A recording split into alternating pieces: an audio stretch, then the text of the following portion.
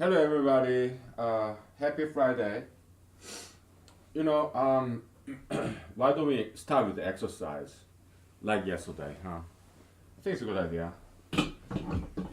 Okay, let's start with exercise, okay? You know what? Let's do something stupid. I'm wearing this coat. I'm gonna do exercise just like this, okay? Alright, let's do this. Alright. So, let me take off my slipper. Leg exercise. 1, 2, 3, 4, 5, 6, 7, 8, 9, 10. 3, 4, 5, 6, 7, 8, 9, 10. 1, 2, 5, 6, 7, 8, 9, 10. 4, 5, 6, 7, 8, 9, 10. 2, 3, 4, 5. And then to the side. 8, 9, 10.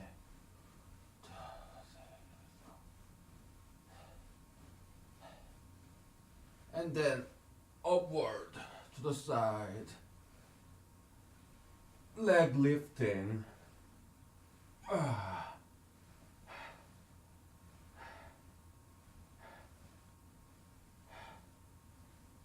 Okay, that's enough. Now let's do some splitting. Whew.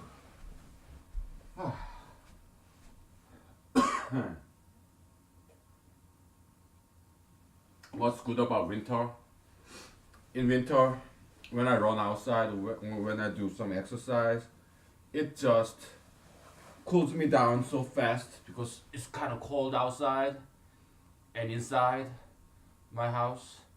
So yeah, I love winter because it cools down my body when I do exercise. To the side. Ooh. Ah. Ah. Ah. If you cannot do it like me, just take it slow, okay? Day by day. Because I've been doing this very long time, okay? Oh, oh, oh, woo. Oh, let's do some rotation. Oh, oh, oh, oh, yeah.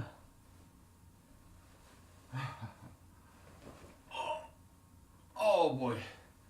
Oh, I guess I overdid it a little bit. Well, I recover. Yeah, I told you. Something stupid. I'm stupid. That's why I do something stupid like this. Oh boy. Oh.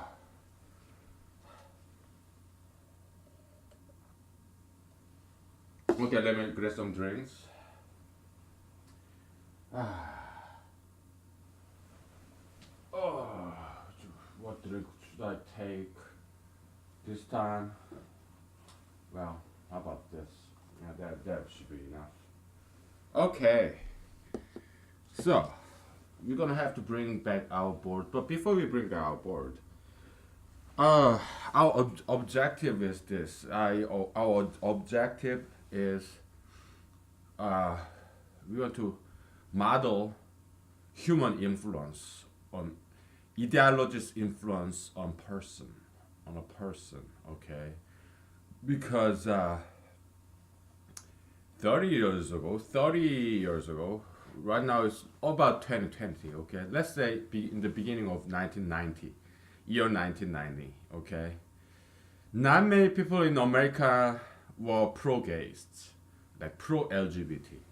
Nowadays, majority of Americans are pro-gays, pro-gays. They approve gay marriage, Americans, majority of Americans, okay? So Americans have changed. They used to be anti-gays mostly. Majority of Americans 3 decades ago used to be anti-gays, but there was all this pro-gay, pro-LGBT gay rights movement. They succeeded in changing majoritarian American view on gayism. Okay, so they managed to change America. Okay, and it's who are some prominent gay right activists: President Obama, President Trump, Elton John, Ellen DeGeneres, you name it, Pope Francis, Justice Kennedy, Justice, I forgot the fifth one, okay? You have Justice Kennedy, Justice Sotomayor, Justice Kagan, Justice Ginsburg, right? And there one more, I don't remember his name, okay? Maybe Justice Suro, I don't know. The Game of Five, the Supreme Court, and all the federal court judges, like circuit court judges, you know, and state court judges, and also many governors, like Governor Mitt Romney. Okay, he was very at the forefront runner for the pro-gay marriage when he was governor in Massachusetts. Okay, yeah. So yeah, Governor Mitt Romney, now Senator Mitt Romney. Okay, all pro-gays. Okay, the gay right activists. All right, all of them. Okay, many become CEOs, and yeah, yeah. Well, you have the Anderson Cooper. You have Rachel Maddow. You have New York Times, Washington Post. All of them. Like nowadays, even Fox News. Okay, so there is no longer anti-gayist Americans. A few, there are only a handful. Some Christians, some Mormons, some LDS, some Jehovah's Witnesses, people, some Christians at the very fringe of American society, you know, like most Americans call us like religious freaks, fanatics. Yeah, we are very fringe elements if we oppose gay marriage, right? So that's a cataclysmic change. That's like a very big change, over 3 decades. Okay, so let's analyze. Let's learn from history. Let's how that happened. Okay, that's what we are trying to do here. All right. Yeah, it's kind of sociology, I guess, but it's you can call it macro humanology. Okay, we are not dealing with individuals, but we're dealing with society. Okay. But before we talk about societal change, we have to talk about individual change. So yeah, let's go back to micro humanology, like macroeconomics, microeconomics, right? Yeah, we do micro humanology.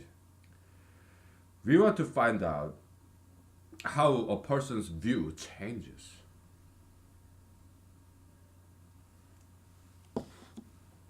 And we're gonna use the model of physics.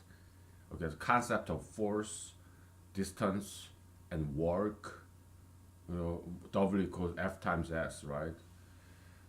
That's our objective here. And yesterday we kind of got stuck. You know, I was like limping like 5 minutes ago because of this splitting. Look at me. Woo! I'm doing fine.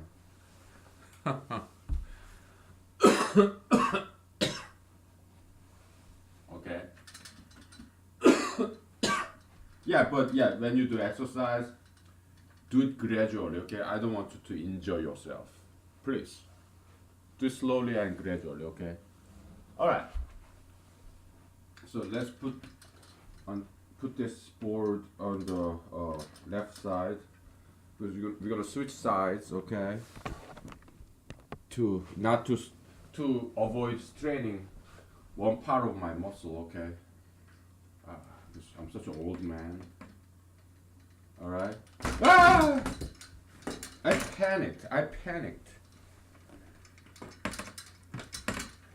Oh, you just revealed your true identity. You are a gay guy. You are transgender candidate because you just screamed like a girl. Yeah, so what? Sometimes I sing and dance like a girl, so I don't have to be gay. because sometimes if I scream or laugh like a girl, does that mean I have to be gay? I have to be homosexual? I have to what? adopt that lifestyle? I don't think so. I don't want to. Why? Well, because I'm strong enough to resist the temptation of pro-gayism. Gayism. Why? Why am I strong? Because I was just very well disciplined in my life. Okay? That's why I'm strong. Yeah, I can resist those temptations.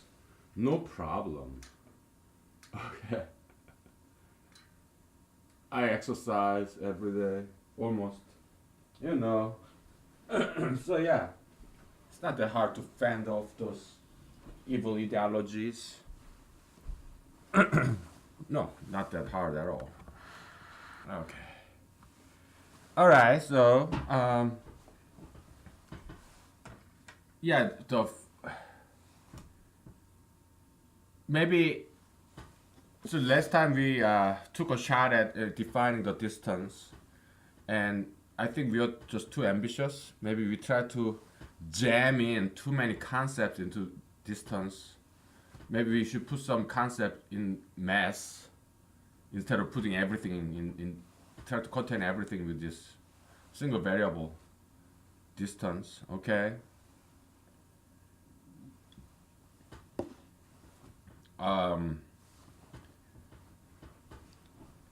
Because I thought about this today.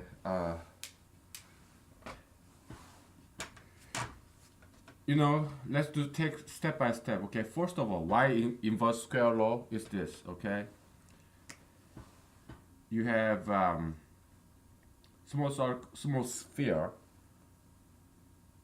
with the radius r.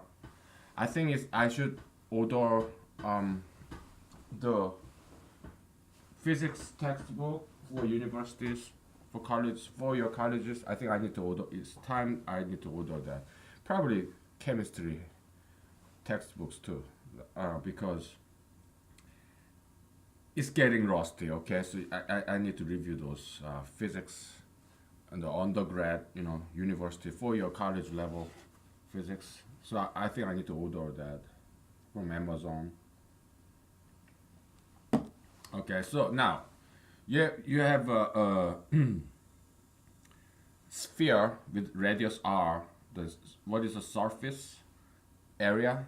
Something like 4 pi r squared, I think. Something like that, right? 4 pi r squared. And you have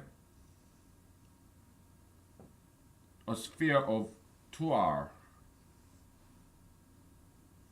2r. R plus r, 2r. Now, you have 4 pi r and now 2r squared is equal to 4 times 4 pi r squared, okay? Now, if you have a radius 3r, the sphere, okay, the surface area becomes 4 pi 3r squared is equal to 9 times 4 pi r squared, okay? So, as r becomes what? R to 2r to 3r, as you can see, the area gets bigger in a squared fashion, squared, like 3 squared, 2 squared, okay?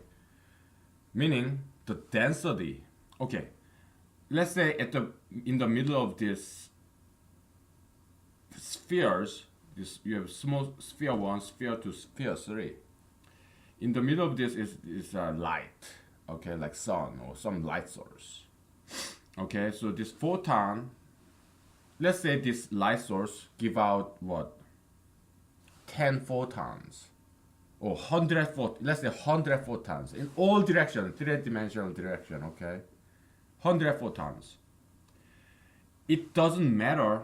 This kind of has to do with Gauss law, okay, in electromagnetism.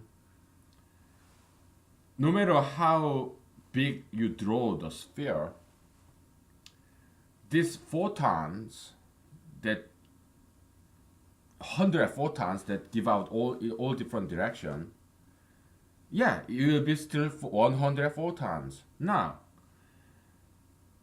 as the sphere gets bigger, the on the surface of this sphere, this small patch, the density of photons, like what is density? Like surface density, okay? Number of photons per square inch.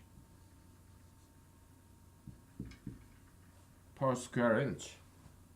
Okay? It will decrease in an inverse squared manner. Okay? Let's say you have per square inch here. Per square inch. Same per square inch. In the small sphere, then second sphere, then third sphere. Okay? Let's just assume there used to be only 10 photons here. 10 photons in the sphere 1. The next sphere, the second sphere, the number of photons per square inch will be what? 10. So it was 10 over 1 squared. Now it will be 10 over 2 squared. The number of photons in this per square inch patch in the third sphere will be 10 over 3 squared. Why? Because you have fixed number 100 photons that going out every direction, and you have fixed area of this square inch patch, the same square inch patch in on the surfaces of 3 spheres. So yeah, they get well distributed. Okay, now you get sparser and sparser and sparser as the this balloon gets bigger and bigger and bigger. Okay, so that's the origin of inverse squared law. Okay, this force, or whether it is like gravitational force or magnetic force or electric force, it's like light source. It gives out this flux. We call it force field. Okay, flux of this force, central force. It's like radiating light, like straight line along the straight line. Okay. Yeah. Okay. So that's the intuitive idea, and also that's the real reason why we have inverse squared law. Okay, because you have, if you compare the very first sphere, smallest, and the biggest, the third sphere, as you can see, the third, the biggest sphere here, its surface area is 9 times as large as the surface area of the first sphere. That's why the surface density of this photons or any force flux has to be 1/9. The density has to be 1/9 because it's spread out over a big sphere by 9 times. Okay, that's why. All right. Are you following this? If not, yeah, look up Gauss law. Okay, inverse square law. Then probably they will explain to you better than I just did. Okay. All right. So that's that. We are just doing some preliminary, clearing out the decks. Okay, so that we fill in with new stuff, because we have to do the preliminary first, right? Because metaphysical phenomena probably is, depending on who you are, maybe it's easier for you to understand, or maybe it's more difficult for you to understand. Okay, if we do, as we go, make some analogy to humanology. But either case, it helps to review physics, mathematics, because it's fun, okay, and also it's beautiful and it's educational. It makes you smarter, Okay, so that's why I'm doing this, and it's our model for humanology. Okay, physics. Now we're gonna take a break, and we'll continue. Okay. All right. All right.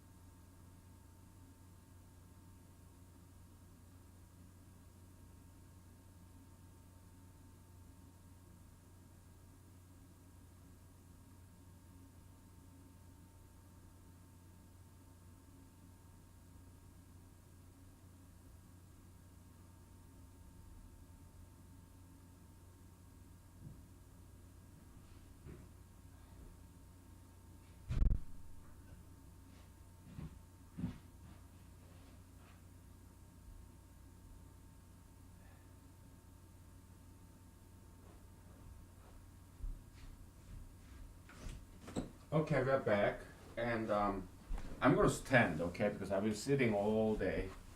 So I will stand and do this presentation, and so it's like some kind of ghost.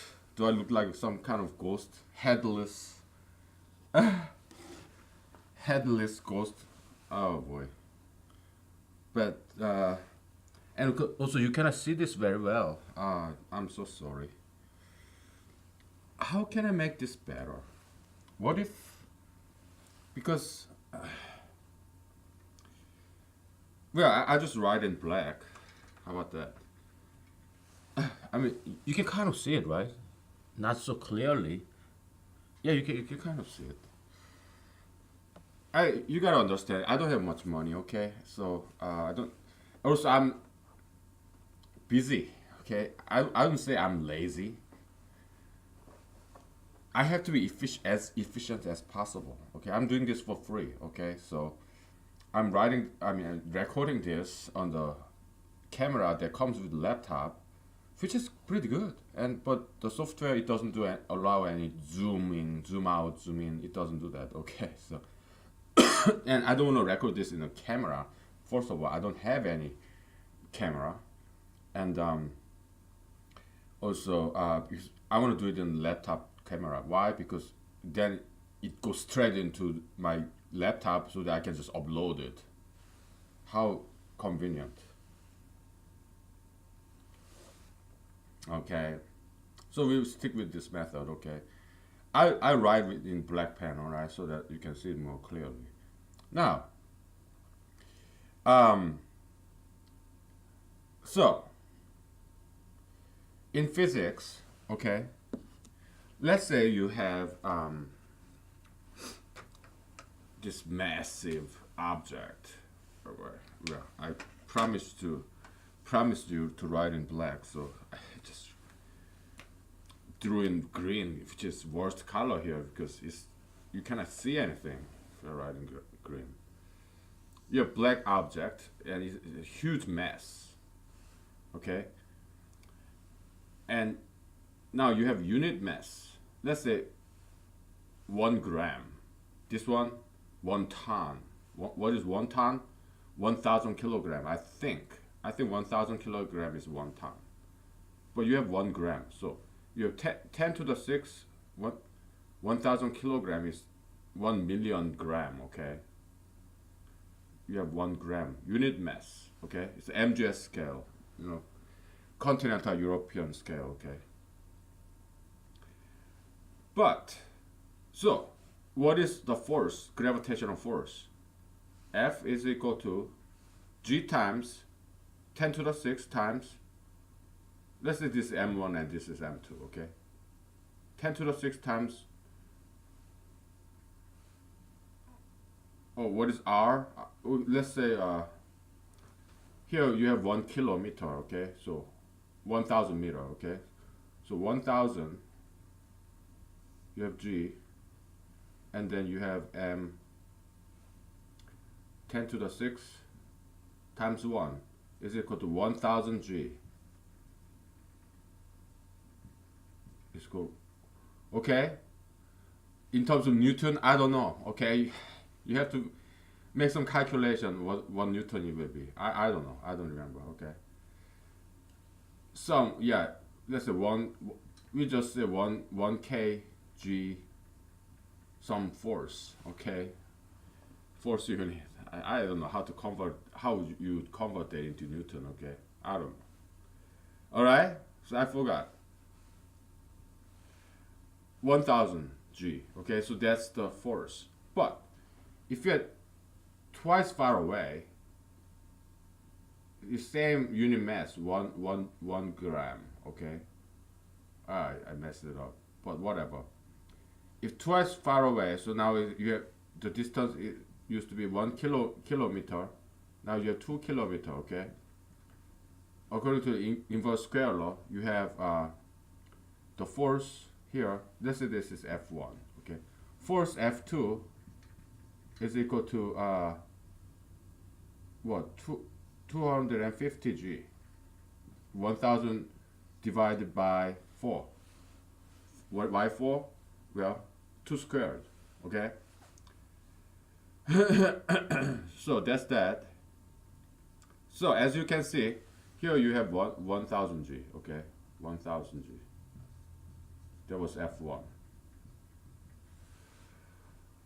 As this point mass, which is U in this example, moves away, the force of gravitation decreases in a squared way, inverse squared law, okay? So that's the kind of cue we're gonna take from physics, okay? As let's say this is some person, okay? It's a person or some ideology, but if you're far away from this ideology or this ideological group, or some person, the less influence this ideology will have on you. Okay?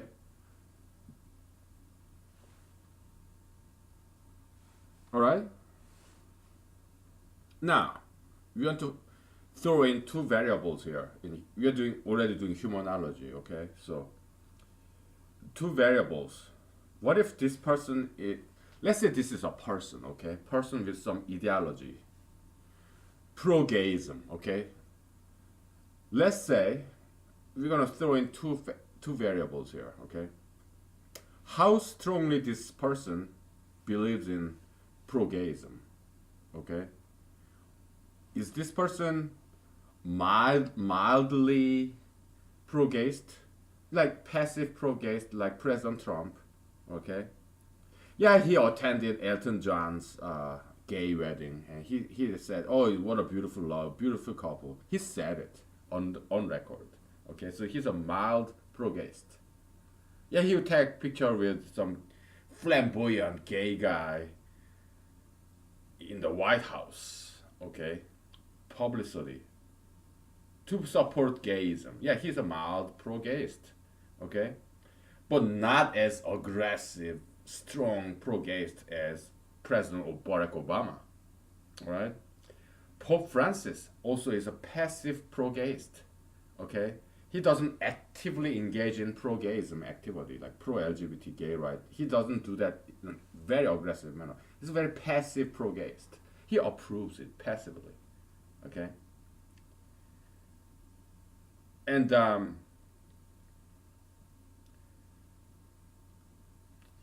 Justice Kennedy is kind of in the middle. He's halfway between President Trump and President Obama. Okay, yeah, he took the case. I mean, because somebody sued in court.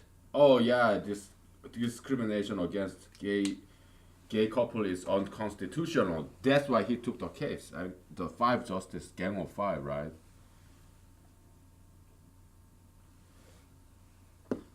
But he took the case because he had to. Okay, it's a big social question, right? At the time, what year 2015 or something? I don't know. I don't know. So, somewhere in yeah, there's a big case about gay marriage constitutionality, blah blah blah. Okay, yeah. So they're kind of in the middle between halfway between the aggressive pro-gayist like President Obama and very passive pro-gayist like President Trump or Pope Francis. Just Justice Kennedy is kind of in between. Okay,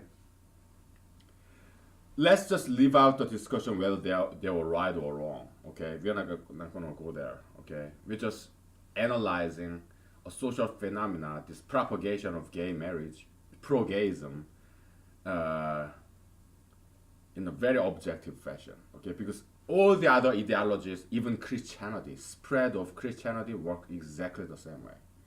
Whether ideology is good or bad, like you know, marijuanaism or tattoo piercism, sugar fetishism, yeah, it all works the same way. It's just like in physics. Okay? Yeah, they spread around, right? Because it has this gravitational pull, big ideologies. Okay? And ideology gets bigger and bigger. Sometimes it gets smaller and smaller. Just like Christianity, it gets smaller, kind of shrinks back. It loses members to secular ideologies like gayism or tattoo piercing and whatnot, right? Christianity is not nearly as big nowadays as it used to be about hundred years ago in America. I'm not talking about Middle Age. No, I'm just talking about America, United States. Okay, Christianity used to be very big 100 years ago in America. Okay, nowadays not as big. Okay, it's still sizable, but not as big. So ideological group, yeah, it gets bigger or smaller. It changes in size. Okay. We don't care about shape. Okay. We only care about the size, mass. Okay. Now, we said we're gonna throw in. Yeah, we throw in one variable. How strong? Okay.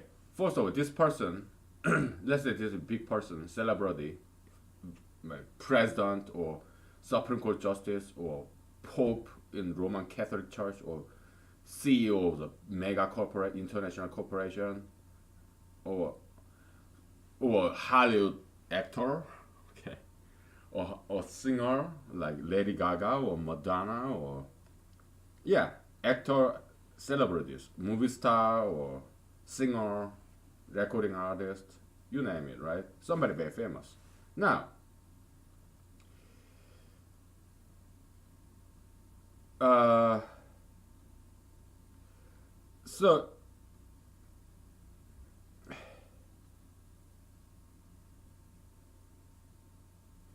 we are already encountering some limit in this physics model because we realize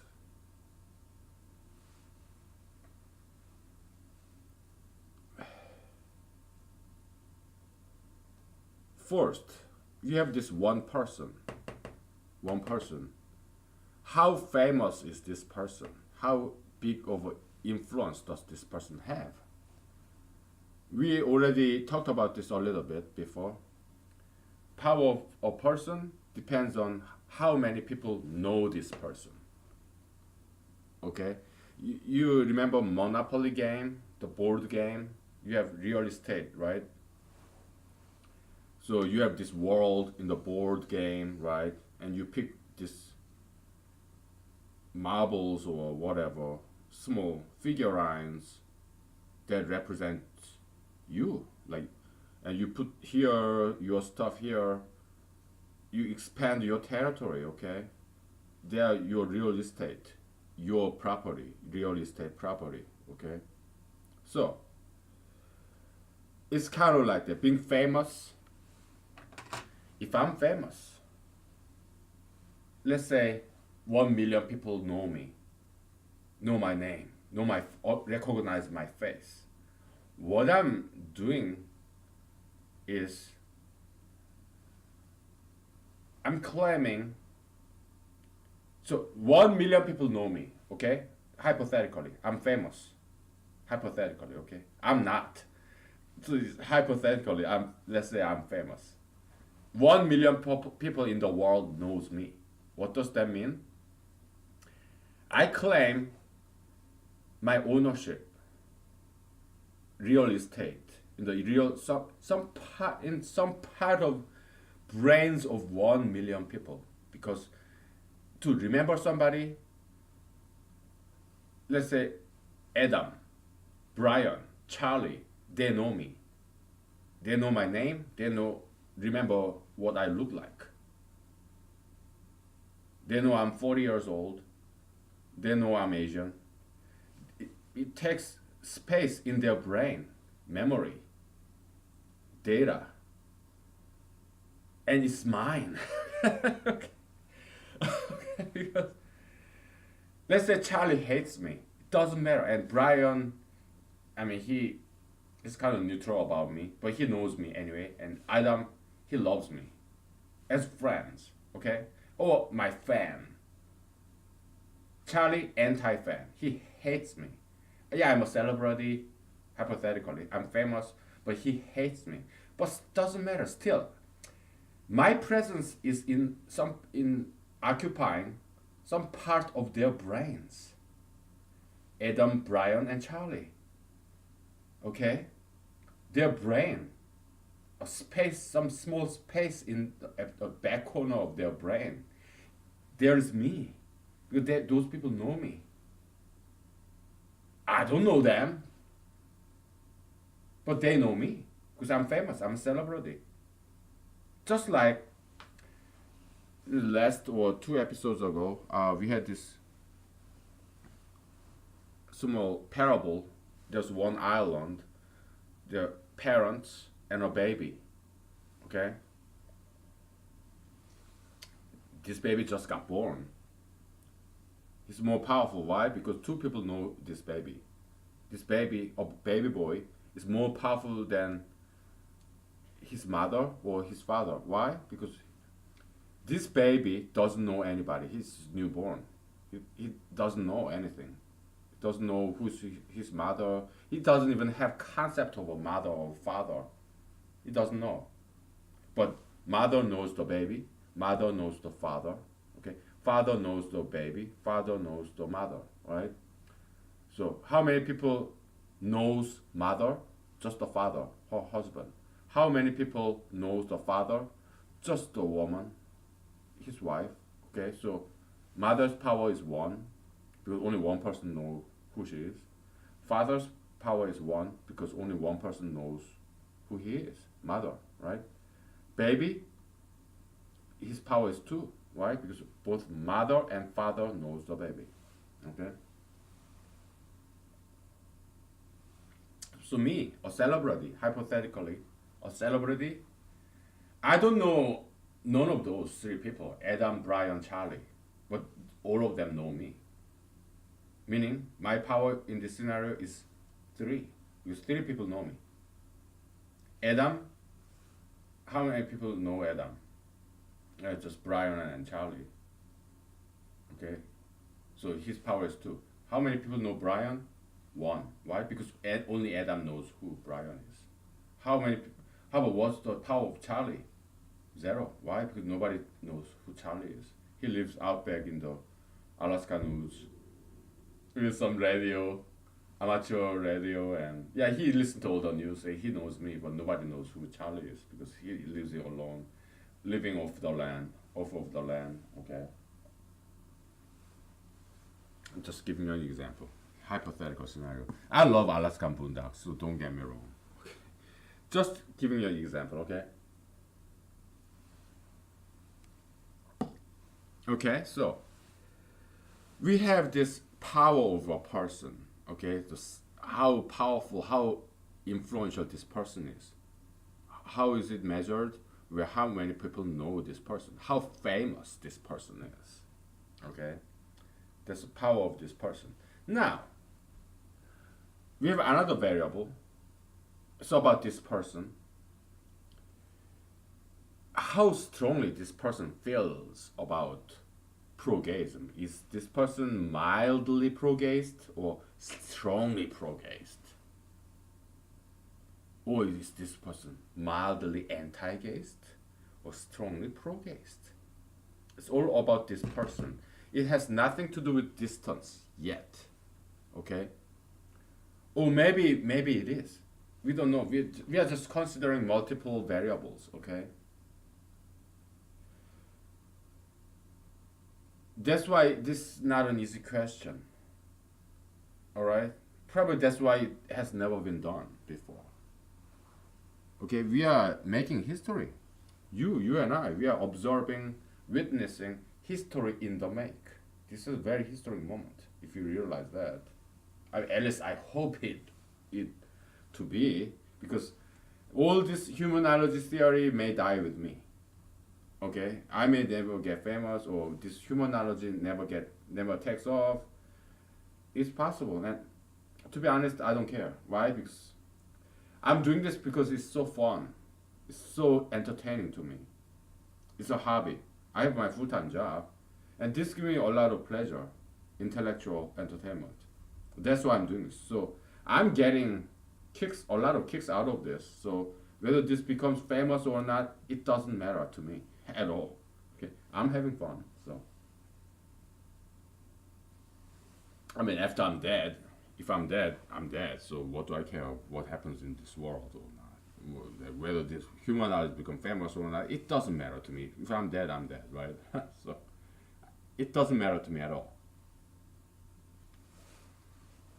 Okay. So we're gonna take a break. Okay, we're gonna take a break, and I need you to think about this. Okay, think this through because I need some time to think too. Let's take it nice and slow. Okay, it's Friday today. Okay, I got off work, so happy Friday. Okay, happy Friday. All right, we'll be back.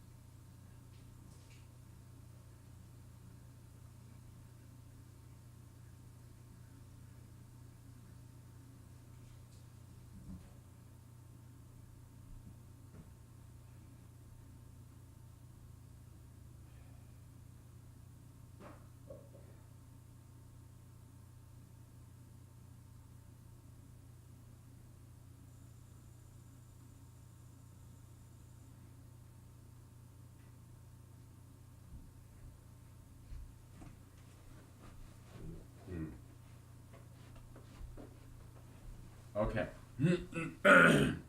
uh, so right now we are at the stage of drawing board. This is a drawing board. Okay, that's what we are doing. Okay, can you see all the things that I wrote here? Can you read all this? Kind of, right? Where I kind of read it to you, so shouldn't be too hard to follow. We are in the drawing board kind of stage because we are still not ready to define variables and come up with some equations. We are not there yet. We are brainstorming here.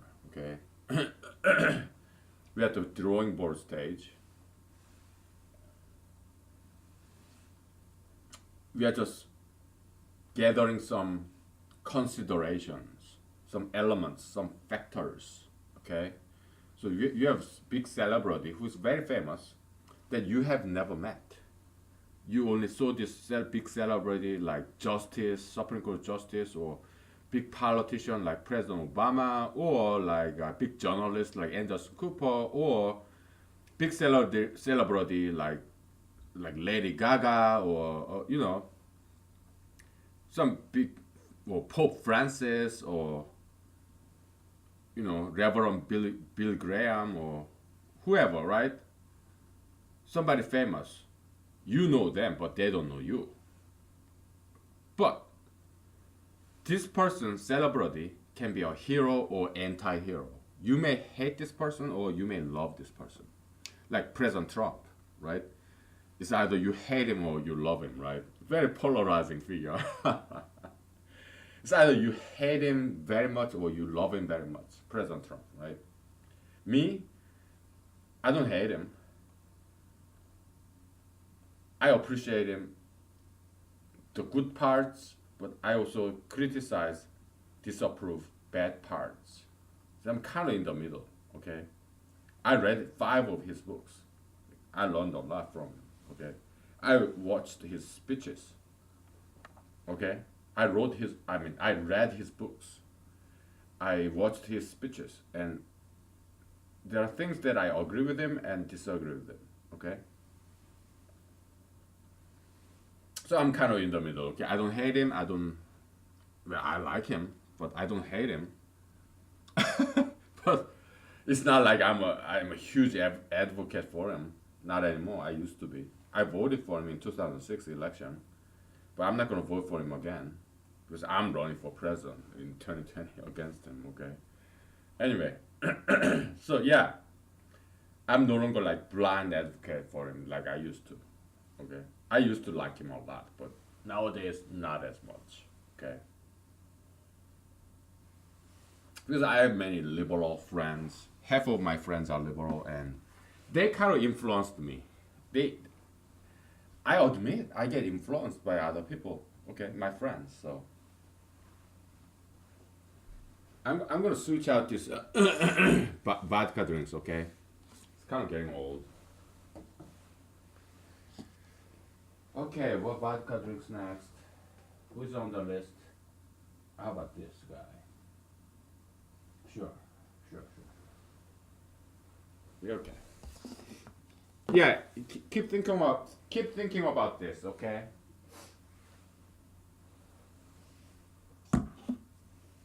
Keep thinking about that. What you see on the board, okay? Because to pour drinks is gonna take a while, so.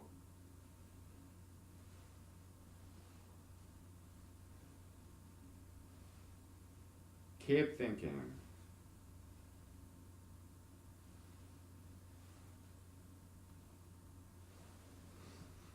What are the variables?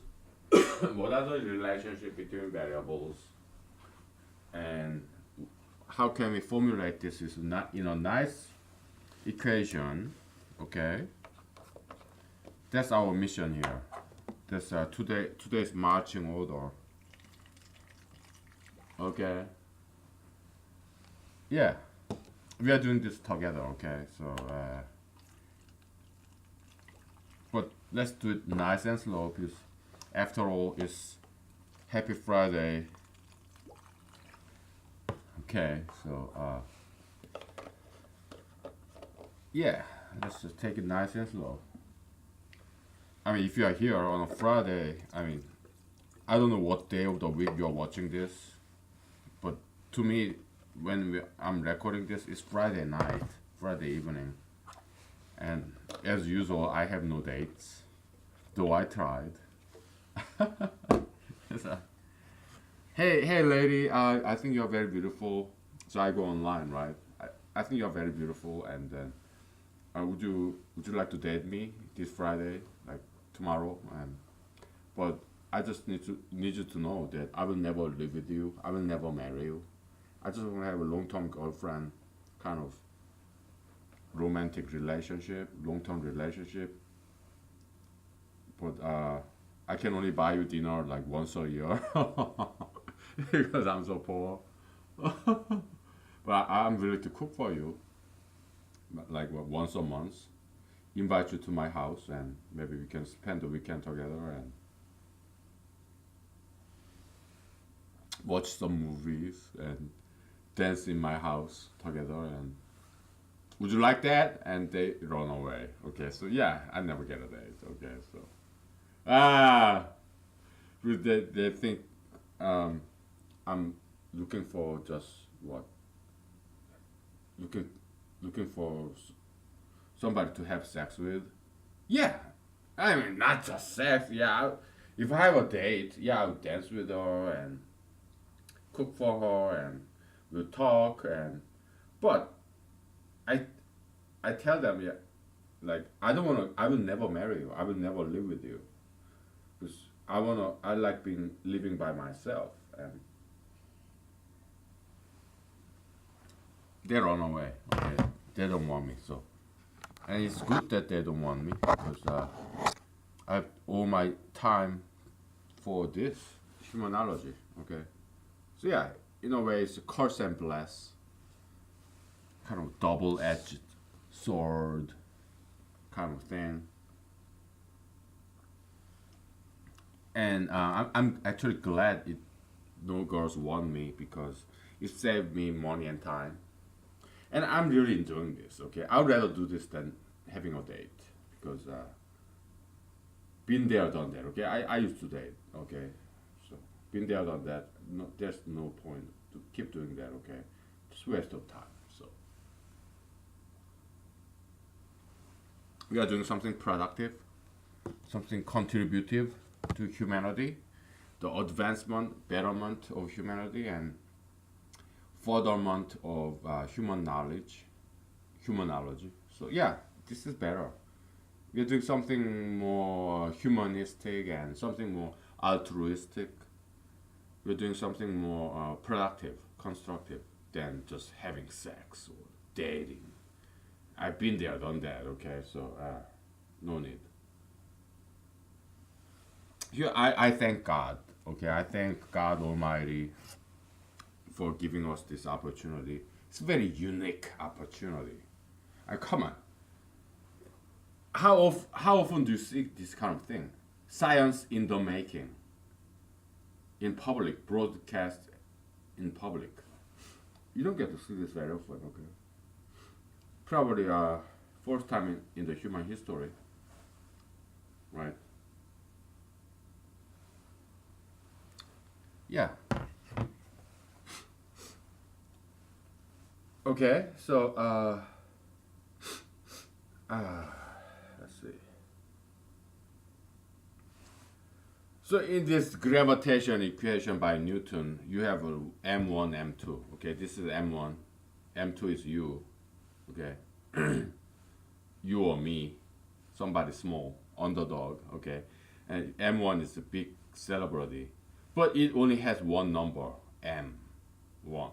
Okay, maybe you can define m1 as something like this political view on one issue multiplied by uh, political influence. Okay, political view multiplied by political influence. Maybe we can define M like that. Okay.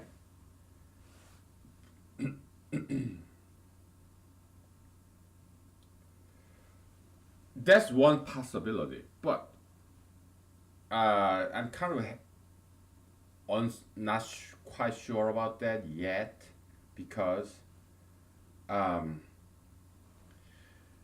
again we are at the drawing board.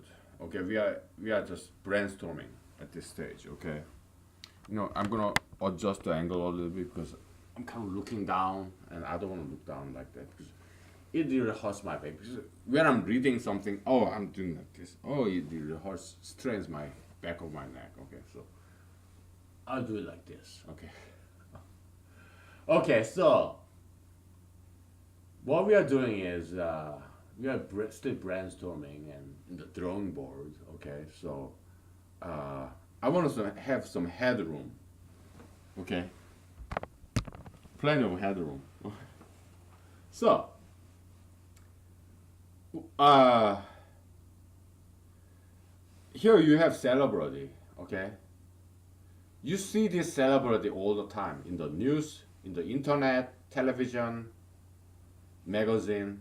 Okay, like Lady Gaga. How many times a week do you get to see Lady Gaga on television, in your radio station? You hear her music, or in the internet, in the news, magazines, or yeah,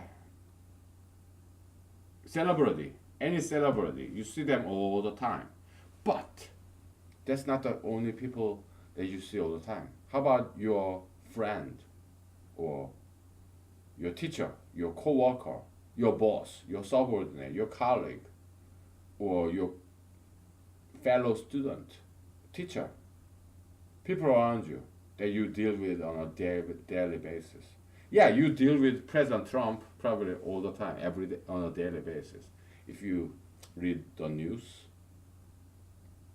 or you deal with a celebrity, maybe somebody who is already dead, like John Lennon. Maybe you listen to the Beatles every day on a daily basis, or Michael Jackson, or Madonna. Madonna is still alive, right? Yeah, I I like Madonna. Okay, I don't like her politics because she's kind of pro-gayist. But yeah, I like her old music made in 70s. I mean, she's not that old. 80s and 90s. Yeah, I like her old music made in 80s and 90s. Okay. So some celebrities, you deal with them every day on a daily basis because you listen to their music, you read about them in the article, in the newspaper, or on television or radio. Yeah, and they don't know you, but you, an underdog like me, you and me, yeah, we deal with celebrities on a daily basis. But celebrities are not the only people that we deal with on a daily basis. This camera is like down there, so I have to look down. I don't want to look down, okay, because it strains my back of my neck. So I will look up, okay. That's why I'm looking. I'm just giving you some explanation why I'm looking up. Okay, so yeah, celebrities are not the only one you deal with on a daily basis. You deal with people on a daily basis, like your family, your friends, your teachers, your bosses, your colleagues, your fellow students. Let's say you're in a school, or you're in a family, or you are at work. So at work, you have your bosses, superiors, direct superiors, like father, right? Then you have direct superior, like your boss's boss, and you have diagonal boss, which is like uncle and aunt, right? Because they belong to different department, but they are still your kind of diagonal superior because they are your colleagues superior. Okay, so you belong to one department. There's another department, and you have your colleague, same level, same salary level, colleague, and their superior is your diagonal superior. Okay, they are not your direct superior in your department, but they are your colleagues superior. So they are like your uncle, the sibling of your father and mother, uncle. Okay, you see what I'm saying? Diagonal superior. Okay, and you have your colleagues, your brothers and sisters, kind of. Yeah, and you have your subordinates, and future like your sons and daughters, and then you have your subordinates, which is who are like your granddaughters and grandsons, right? So yeah, it's like at work, yeah, it's like family structure. In school, it's like family structure too. Okay, you have your superior, like your teacher, and you have your like your father, and then you have grandfather, like principal, right? And then you have kind of your uncles and aunts, like they're teachers, but you are not taking their classes. Okay, they're professors, but you don't take their classes. But they're colleagues of your professor or your teacher. Okay, so diagonal bosses, diagonal superiors. They're like your uncles and aunts. Okay, and you have your classmates who are like your sisters and brothers, and then you have the your fellow students that you don't take class with. They're like your cousins. Okay, yeah, and you have people below you who are like new students. You're, let's say you're senior and you have freshmen. Okay, so yeah, they are like your sons and daughters, something like that. Okay, so I'm just giving you some analogy. Okay, so so that's we cover school, work, in and also family. Okay, so as you can see, there's this distance. Okay, and also there's hierarchy, vertical hierarchy, horizontal distance. Okay, so humanology, it's it is a system. It is a system. It's a cosmos. There are rules and there are these fixed rules, but there are a lot. Okay, so physics is a good tool, but it may not be enough. Okay,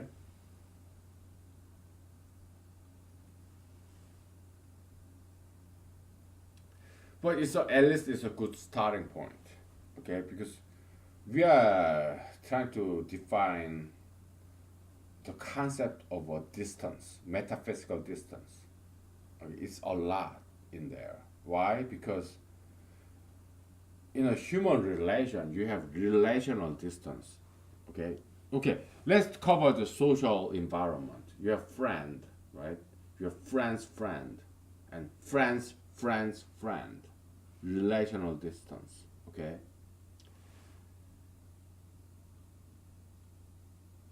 That's the social setting. Okay. You have no genetic relationship with that friend. That person, your friend, best friend forever, doesn't even have the same race. You may be white, your friend is black, or Asian, or Middle Eastern. No genetic relationship, okay? I mean, it all the way traced back to Adam and Eve. If you happen to be Christian or some Jew or Muslim, but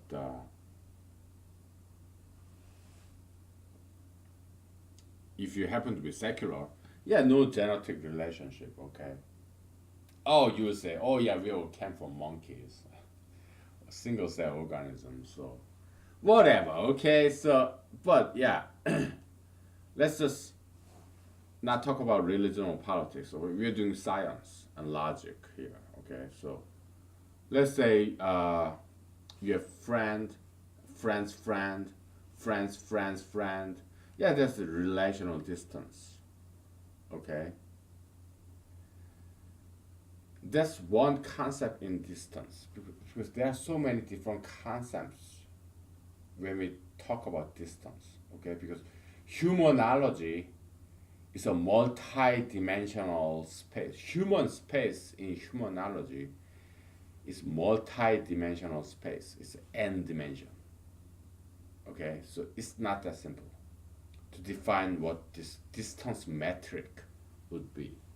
Okay, we'll take a break, and I'm going to erase this board, and we will focus on this concept of metaphysical distance. Okay, we we have like what 2 hours left, so we may not get there today. Okay, because I gotta eat. I can only do one episode at a time. Okay, because my vocal cord needs some break. It needs some rest. So after 3 hours, I'm done. Okay, my vocal cord needs some rest. So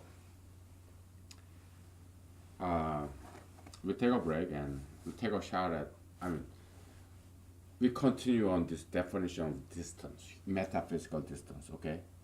All right, we'll be back. Okay. So yeah, think about that a little bit. Okay. How would you define metaphysical distance? Human distance. One person, you, and another person. How would you define metaphysically the distance between these two people? You and somebody else. Okay? Yeah, think about that. We'll be back after a break.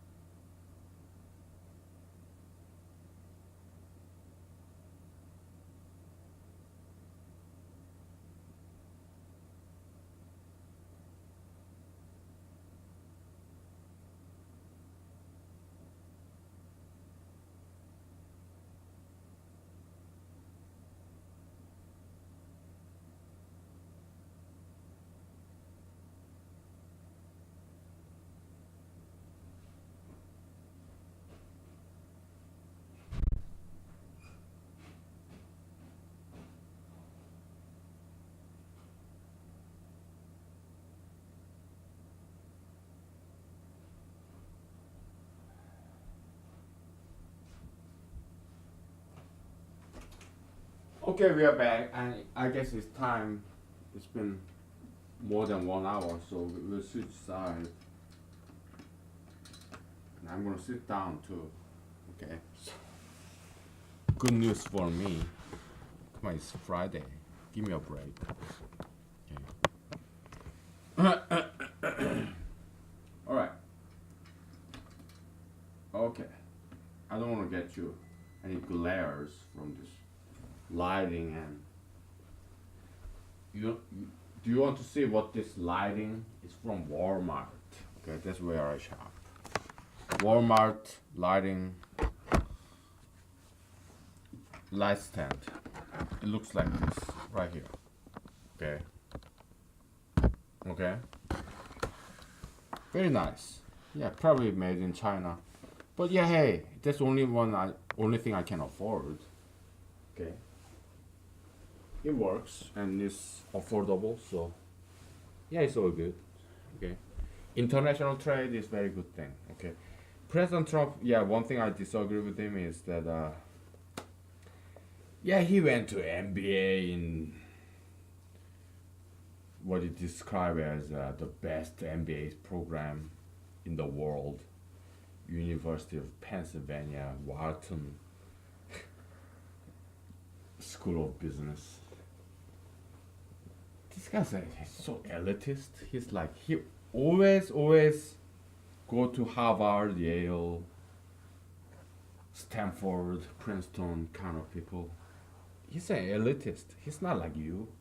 He says, "Oh, I'm blue collar." No, he's not. He's born with a silver spoon, and he went to Ivy League, top Ivy League school, and he hired only the top elite, like 5-star generals, 4-star generals from West Point. This guy he's a swamp. He's just another swamp. He's not quite draining the swamp. Okay, so he's just draining the swamp and fill it with another swamp of elitists. This guy is no good. Okay, so you should not be fooled and beguiled by this man, President Trump. Okay, if you think he represents you, you are gravely mistaken. You are sadly mistaken. He's not like you. Okay. He was born with a silver spoon, and he is an elitist. He went to top Ivy League school in the Eastern Coast. He was born rich, and he inherited all that, and he went to top school, and he's an elitist. He's not like you. Okay. Me? I'm not exactly like you because no two people are the same. I mean, no two people on earth are the same. Even identical twins, they are not the same. But I'm kind of in the middle, okay? I'm quasi-elite. Okay? Yeah, I went to Ivy League school, but I dropped out. Okay? Yeah, I went to law school, but it was a public school, state school, okay? Yeah, it was prestigious, top 10 law school, but my grade wasn't that good. Okay, it's like 3.0 something out of 4.0. Okay, so and I didn't go to any law review or law journal. No, I graduated in 2 years. Okay. What do I do for a living? I'm a paper pusher. I'm right in the middle, American middle class. Okay. I'm 40 years old. I'm still making average American salary. So I'm halfway in between. Okay. Am I educated? Yeah, because I love studying. My parents, they're middle class. Okay. My dad, he's a professor. My mom, he used to run a small business, and she's retired now. And yeah, they are middle class in Korea. Okay, so they don't have any money to give me. I have to support myself. Okay, I don't have any inheritance money. No, they cannot afford that. So yeah, I'm right in the middle. Okay, so I'm not all American either. President Trump and his people, they try to kick me out of this country. Okay, because I have this name, this Korean name, and I grew up in Korea, South Korea, and so they gave me a hard time renewing this passport. Okay, so yeah, I'm not exactly like 100% American because my parents, neither of them are American citizens.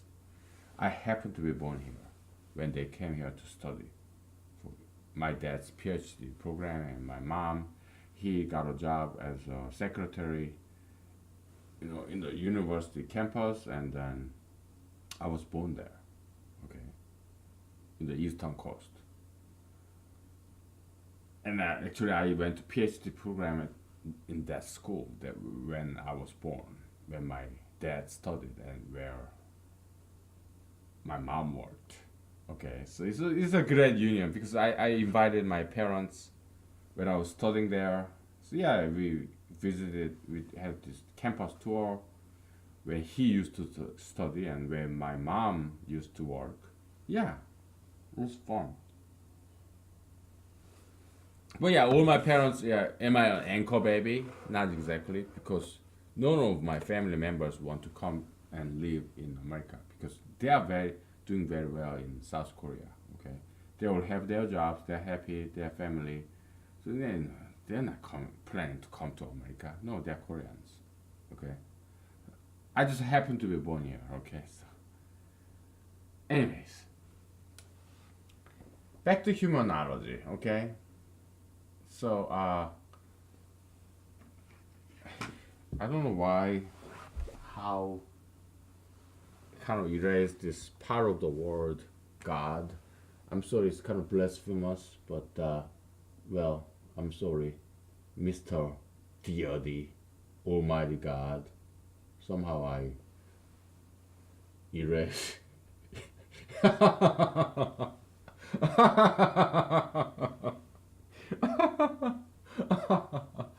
Well, let me stop laughing because I don't want to lose my voice. But I part of kind of erased your existence here. Oh my goodness, this is so funny.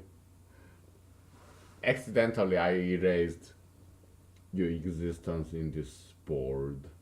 I'm sorry. I repent. I'm so sorry. Oh, so funny. Where is Jesus? Because Jesus probably halfway between God and angel. Okay, Jesus, like 1.5 in this hierarchy. Oh.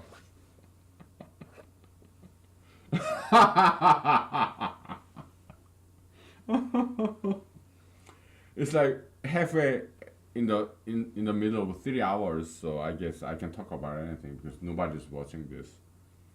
They may be curious and just ran into this and then maybe watch a couple of few minutes in the beginning, but most likely, yeah, they're not gonna be watching this in the middle of the 3 hours. So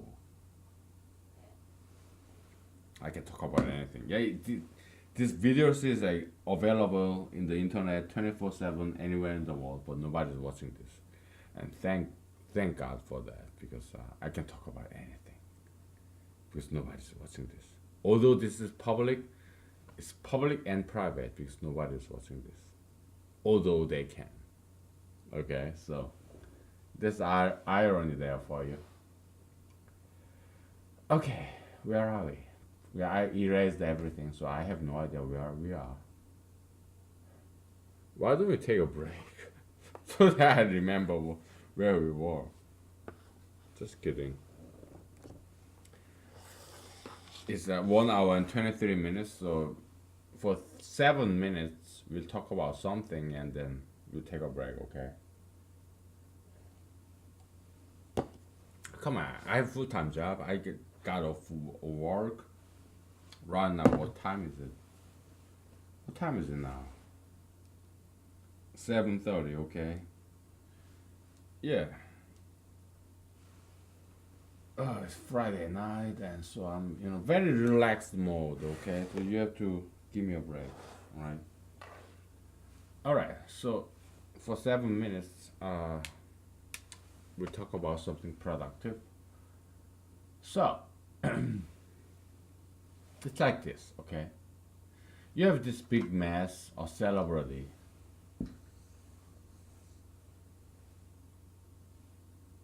celebrity that you see every day on television. And then there is you. You. Small you, just like me. Underdog. Unknown. We are not famous. Big celebrity, okay, we deal with every day.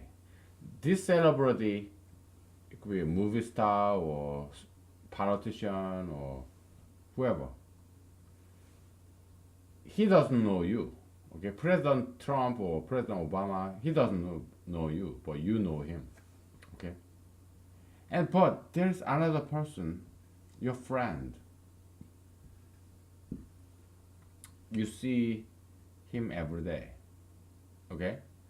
He could be your father, brother, or colleague, or fellow student in your class. You and him, let's say you're a man, okay? And your friend is a man and this big time celebrity, let's say President Trump, President Obama, celebrity, okay? Yeah. You see your friend every day because he's happened to be your co-worker, your colleague, or your fellow student in the same class. But you also see this big time celebrity like President Trump every day on the news. You know him and he knows you. You're like brothers. He could be your actual brother, okay? Or cousin, or neighbor in your neighborhood where you live, okay? Or maybe your roommate in your apartment, okay? This celebrity, he doesn't know you, but you know him. You see him every day. The news, magazines, internet, television, okay? Just because he's very famous, right? Now, you and your friend, you're underdogs. Underdogs. Neither of you are famous. Neither of you is famous. You are a student, college student, and your friend is also college student. You're what? Maybe classmates or roommates or just neighbors. Doesn't matter, okay? You see each other every day. You're friends, okay? The celebrity, maybe President Trump, Lady Gaga, or Anderson Cooper, or Pope Francis, or Justice Kennedy, or whoever. Or Madonna, Michael Jackson, John Lennon, or some athlete, like Tiger Woods, or Bruce Lee, whatever. Yeah, you watch this television, movie, news, internet, article, whatever, books. You read them, okay? And also you watch this, you interact with your friend on a daily basis, and you deal with this celebrity on a daily basis. Bruce Lee, John Lennon, Paul McCartney, John Lennon, Paul McCartney, Ringo Starr. Who's the other one? George Harrison, okay. Madonna, Michael Jackson, or whoever, okay? But this person does not know you. But your friend does know you, okay? They have probably about the same influence on you, okay? So our goal is to come up with an equation that gives us same result, influence. This big celebrity's influence on you, although he does not know you, is exactly the same as this friend, an underdog, just like you are. Neither of you is famous, but he has as much influence on you as this big time person. Okay? We gotta find out, we will have to formulate this equation that gives the same result. influence equation. Okay. First input, big celebrity. Second input, unknown underdog, but your close friend. They have the exact same amount of influence on you. We will have to figure out that equation. On one equation that gives out the same result. A function that gives out the same output when there are two different inputs. Big time celebrity, famous person who does not know you. Underdog, who's unknown, but who knows you. They should give out the same result. Big influence. Okay? And the single equation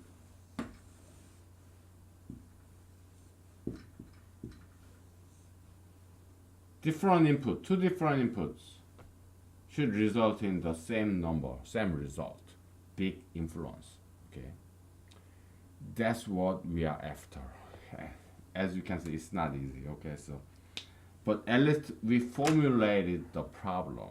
Now it's time to solve this problem. We have to come up with a solution on equation. Two vastly different inputs, but one same result. Big influence. Okay, that's our goal today. Okay, we have 1 hour and 30 minutes left. I think we can do this in 1 hour and 30 minutes. Okay, we'll take a break. I want you to think about it. Okay, we'll take a break and we'll start to work on this. Okay. I told you this is a historic moment, very historic moment. Okay, so thank God for giving us this opportunity, unique opportunity in human history. We are witnessing, observing history in the making. Okay, so yeah, congratulations. Okay, thank God it's Friday. I don't have to go to work tomorrow. But I do have to go to political meeting in the afternoon tomorrow. Okay, so. But they're my friends. Okay, I don't want to deal with all the people. Only with the people at work. Yeah, I need to meet people outside my work, my day job. So yeah, it's my political meetings. Okay, so some of my friends told me today, like, friends are important. Yeah, it's very simple sentence, but I take it to my heart. I interpret it as I have to go to this local political meeting tomorrow, so that I get to meet people outside of my day job. Okay. Anyways, we take a break. Okay. We'll be back.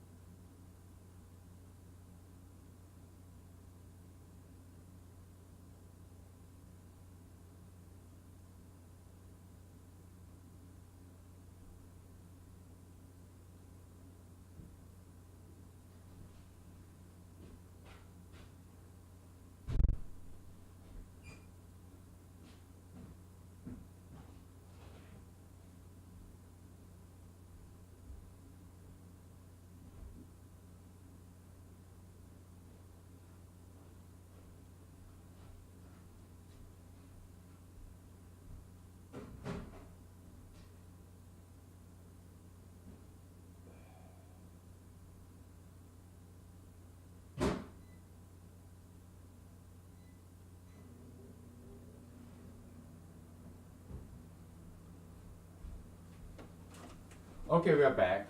So we do have some big challenge ahead of us, in front of us.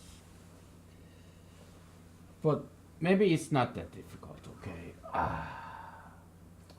Let me pick up this lint. Put it in the trash can because I'm not exactly anal because I mean you saw my house. Look back, right? It's not that neat. I'm not that organized. But yeah, I do what I can, okay, to clean up my place. You saw me doing the vacuum cleaning the other day. So okay, so you have celebrity and you have your friend who is unknown, just like most of you and I am. Underdog, okay? But they have the same influence.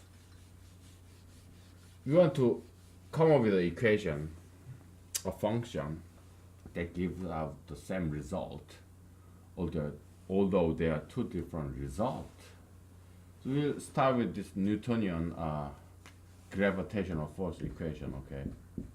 G times m1 m2 over r squared, okay?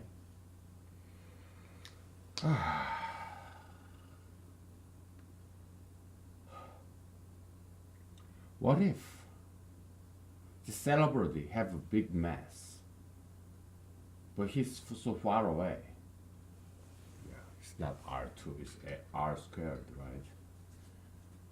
right? What if this celebrity have big mass, but he's so far away, they kind of cancels out, okay? And your friend, he have very small mass,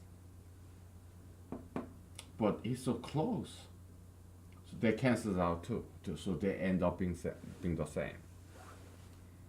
Okay, so that's our first attempt. But we haven't defined what mass is, what distance is yet. Okay, so that's the tricky part. In a conceptual level, yeah, we kind of got it. Okay, okay, your big mass, okay, but you also have big distance, so that cancels out. Celebrity, big influence, big mass, but the distance between you and that person is so big, they cancel out. Because one is in numerator and the other is in the denominator. They cancel out. And your friend have very small mass, which is unknown, underdog, small guy, just like you are, just like I am.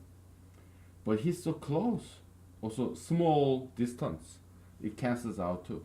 So they end up being the same. Okay, so that's our first attempt. So conceptually, we are making progress here. We are making progress, okay?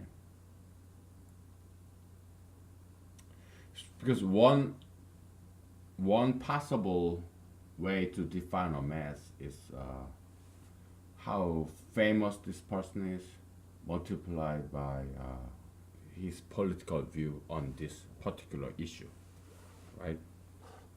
So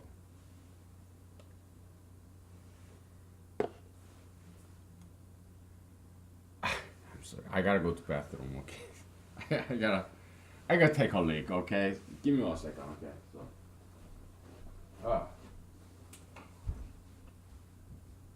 nature call, okay, nature call. Nature is calling me, alright?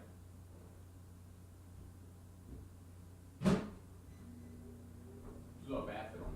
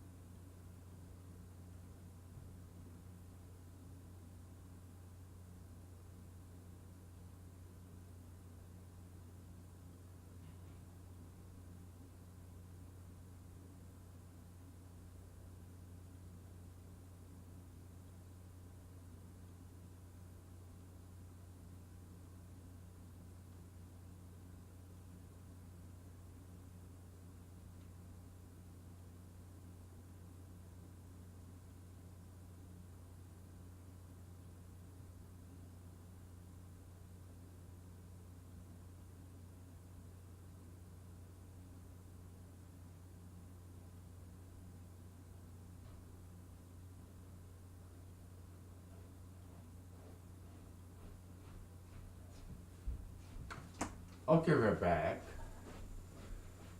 And we humanologists, we are like parasites. Okay, we are very opportunistic. Okay, so we take advantage of the environment. Okay, we know how to adapt and adjust and how to survive. We are survivalists. We are like parasites. We are parasitic in a way, in a sense, because we take advantage of every single opportunity that comes in our way, and we are also predatory. We are apex predators in the this food pyramid. Okay, we are on top of the rank. All right, so uh, let's think about tattooism. Okay, because it's dominant, one of the most dominant ideologies in 2019. Now it used to be 2018, but yeah, we are in January, so 2019. Yeah, tattooism. Okay. Uh, we are still talking about metaphysical distance. Okay, so this physical distance. Okay, you go to supermarket, Walmart, some grocery store, or out there on the street, downtown or in your neighborhood. You take a walk, or you are at work, you are in school, classroom, whatever. There's this person. This person is an underdog, just like you are. M1 and M2. Maybe you take a bus. This person sitting right next to you, or you are in a subway, airplane, whatever. You don't know him. He does not know you. You're a man, okay? In this hypothetical, you have no idea who he is. He does not know you. Both of you are underdogs.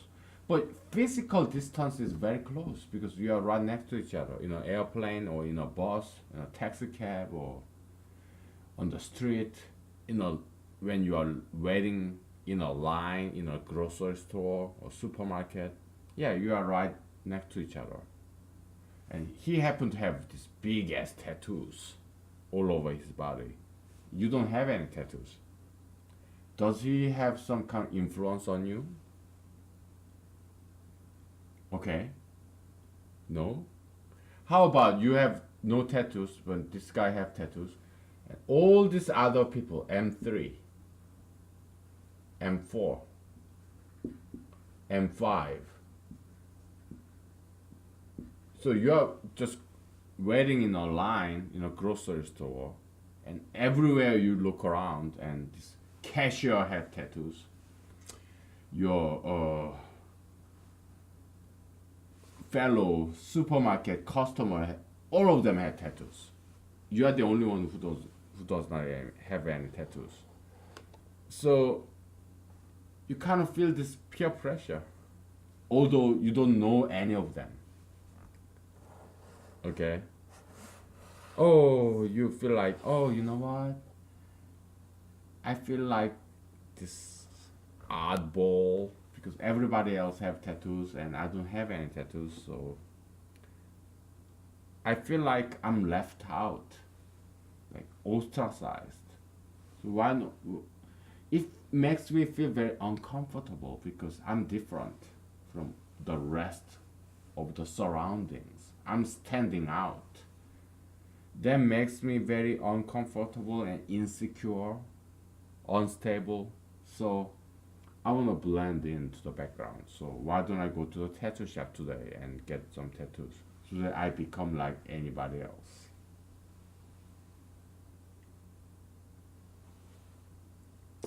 We're talking about physical distance. Physical.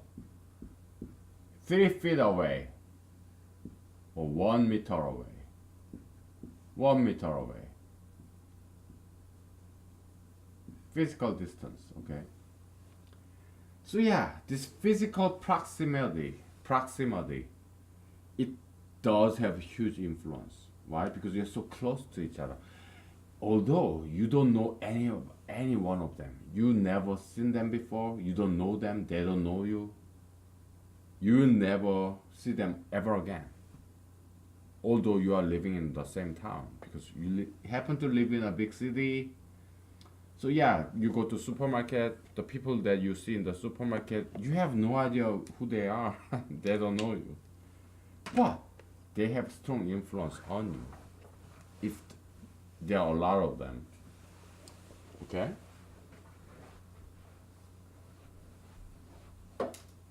So yeah, physical distance, physical proximity, physical closeness in space matters. Now, also physical proximity in time matters too. Somebody you just met like 10 years ago, and let's say that person is Adam and Brian. You met this person 1 minute ago. Total random stranger. Total random strangers. You met Adam 10 years ago, and you met Brian 10 minutes ago. Temporal distance. Because time is just kind of like distance, spatial distance, okay? So, who has more influence on you now? Adam, who you met 10 years ago, or Brian, who you met 10 minutes ago? Who has more influence more influence on you now? They are total random strangers about the same impression that left you.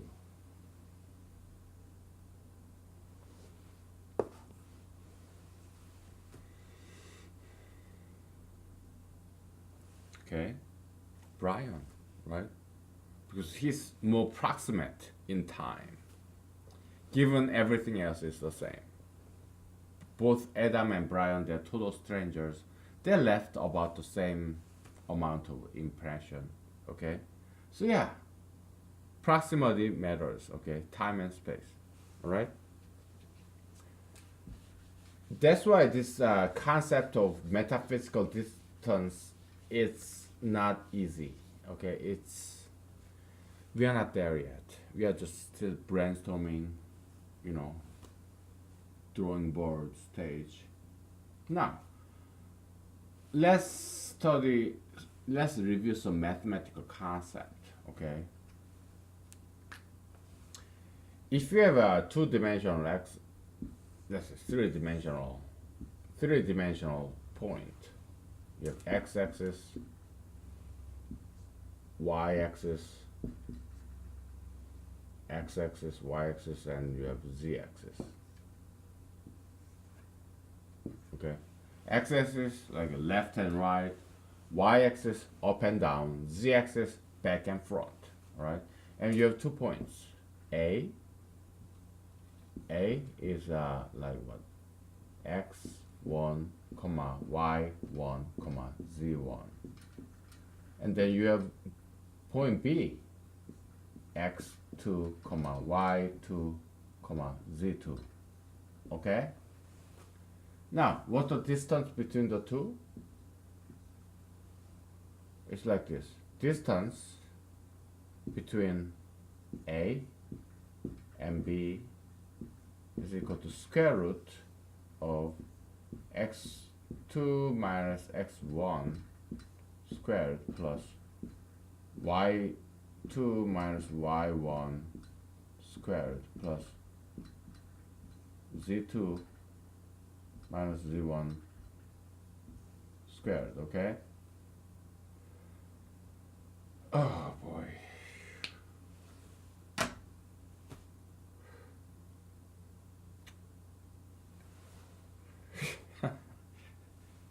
Bulky.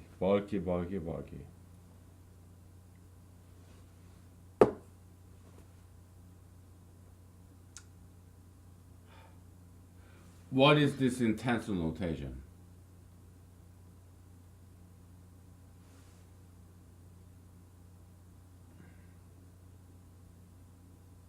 I don't know. Whatever. Yeah, there's some simplified notation for this, okay? But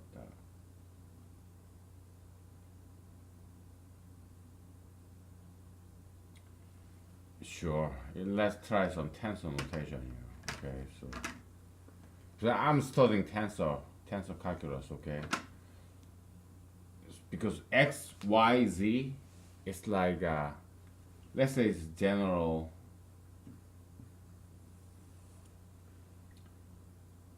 notation, right? Like you have a x, y, z is like a1, a2, a3, and you have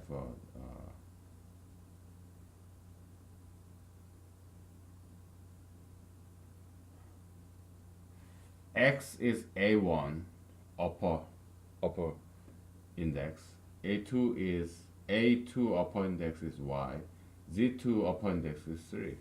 Okay. Oh boy. Forget it. I'm not that advanced yet. Yeah, because they kind of define this metric tensor with this dot product, blah blah blah, whatever. Okay.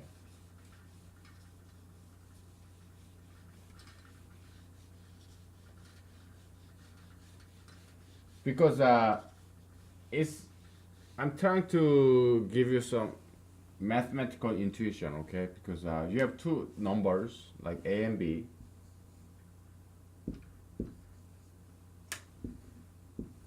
Okay, average of a and b.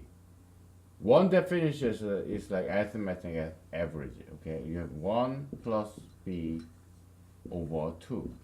That's arithmetic average of two numbers. How about a comma b comma c?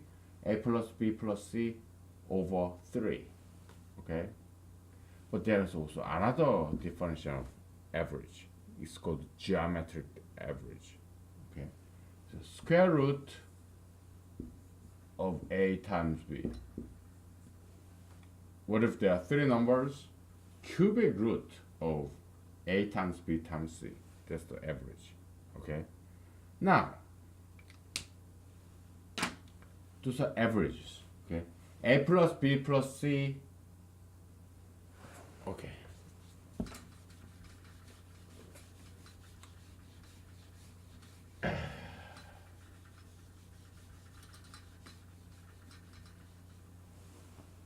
Your distance is kind of just a little bit looks like average concept.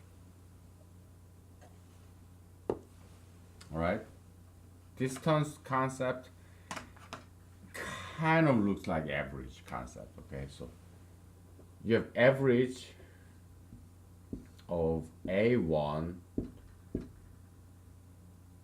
comma blah blah blah blah comma an. Okay, arithmetic average a1 plus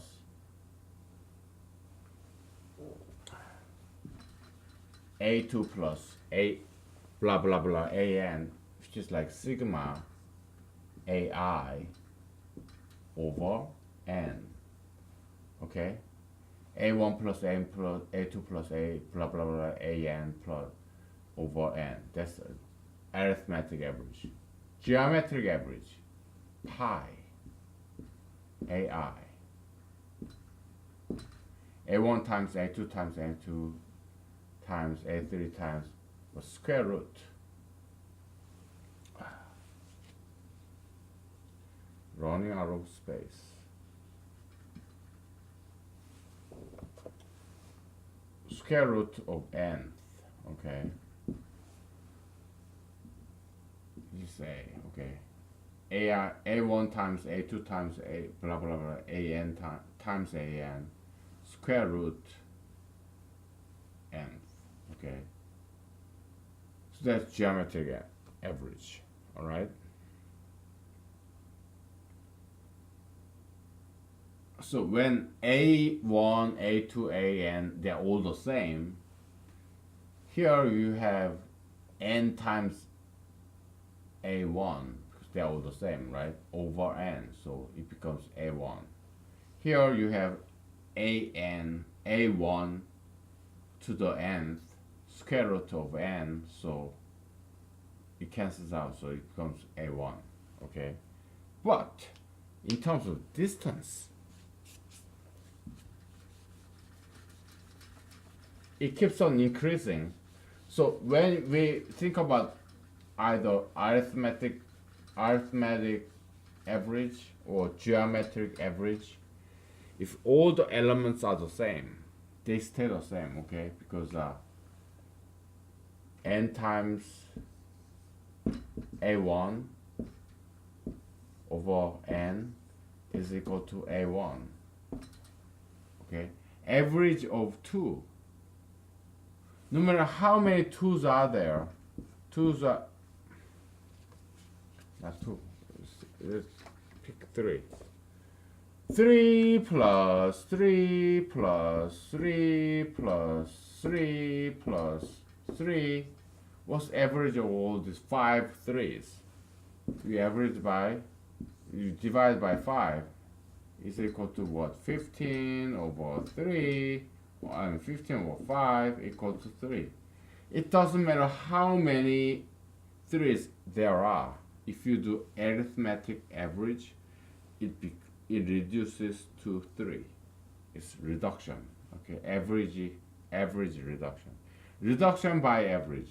No matter how many 3's you add up, if you divide by the number of the 3's, it always becomes 3. It reduces to 3. That's the power of average. Now, that's a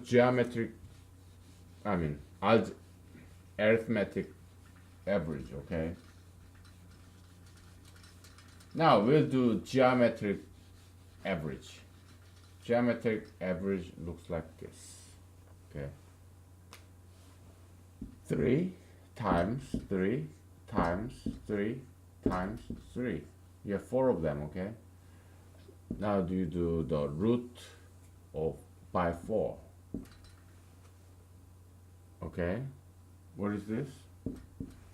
3 to the 4th to the 1/4 is equal to 3. Okay, so that's geometric average of 4 3's. Okay, now we'll come back to this distance concept. Okay,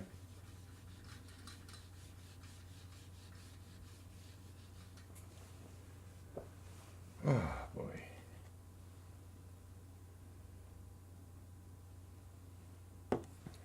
Let's say you have one-dimensional axis, okay? Axis, one-dimensional axis. You have 0 here, and you have A here. What is the length of A vector, one-dimensional vector? This is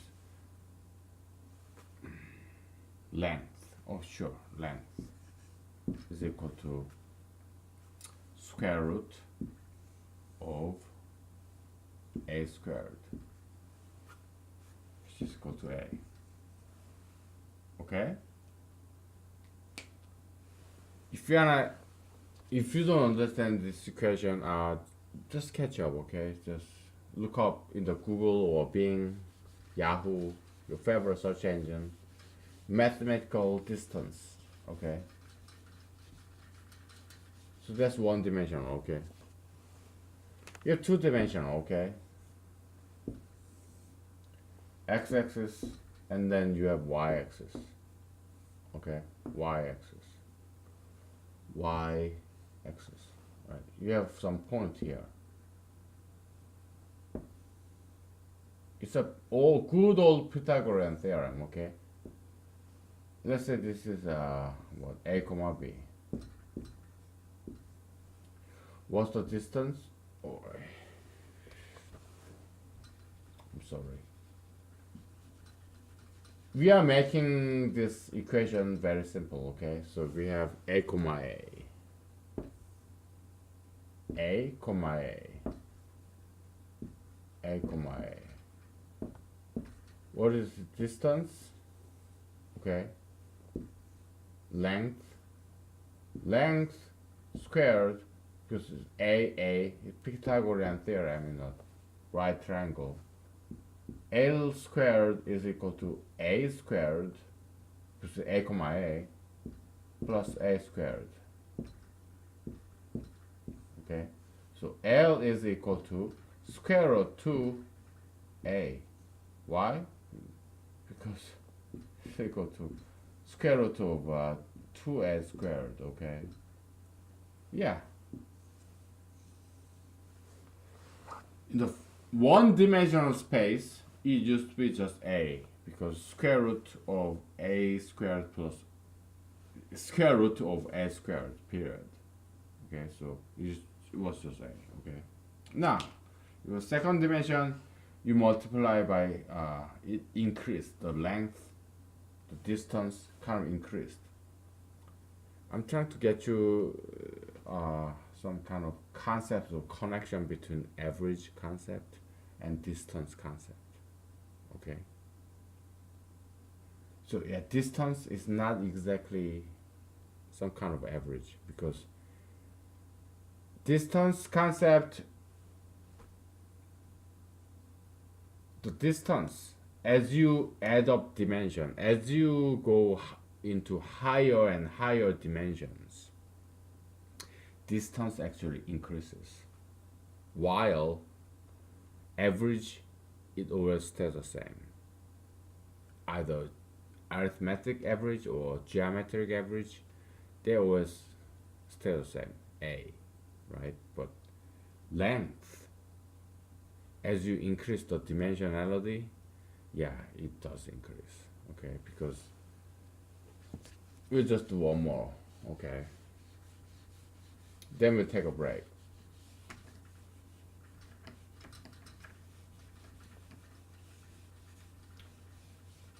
You probably never seen this before, okay? Because it's something very elementary, very easy, but it has some philosophical twist, okay? So I'm not many mathematics professor or teachers are philosophical, so yeah, probably you've never seen this before, okay? You have this point in space.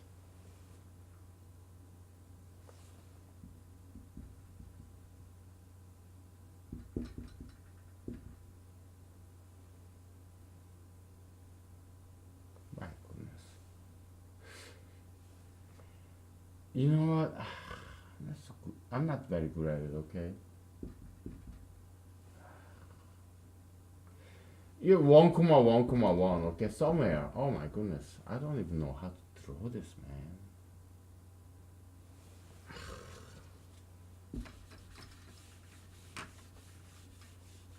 How would you draw 1,1,1 in XYZ space, three-dimensional space?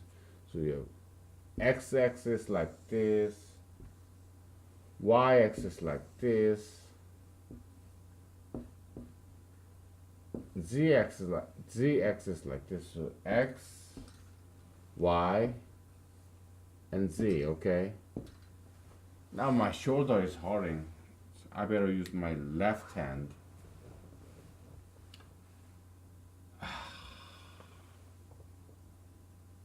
One, comma, 1,1. Okay.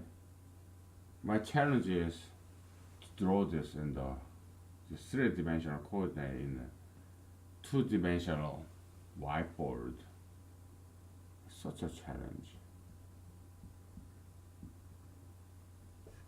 It has to be perfectly parallel.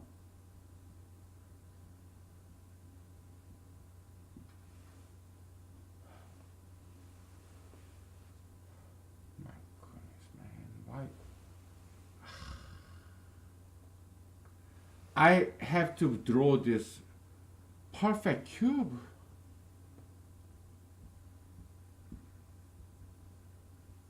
Three-dimensional cube on a two-dimensional board.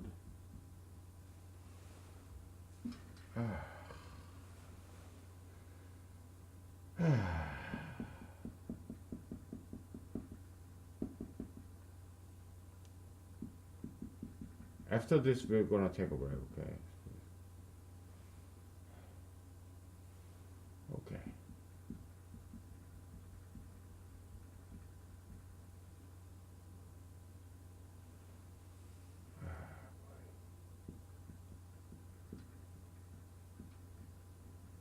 Yeah, we're getting the picture here. Okay.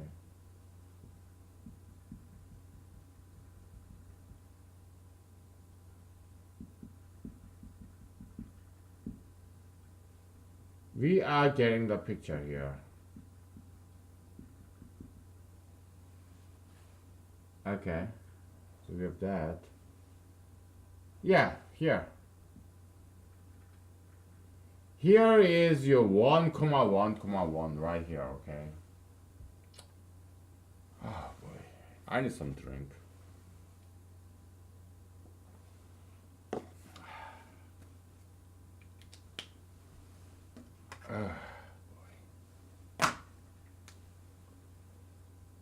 This, okay? I meant to use blue. This is your grandiose 1, comma 1, comma 1.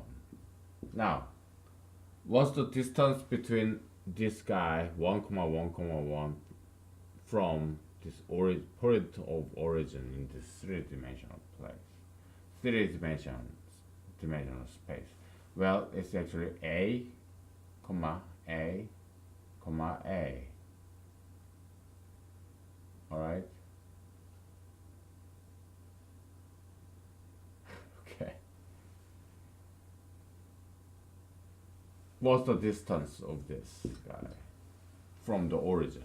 I'll let you figure it out because I need to take a break, man. Ah, too much work. We're gonna take a break, okay? We'll be back. All right? Yeah, come on with an answer there.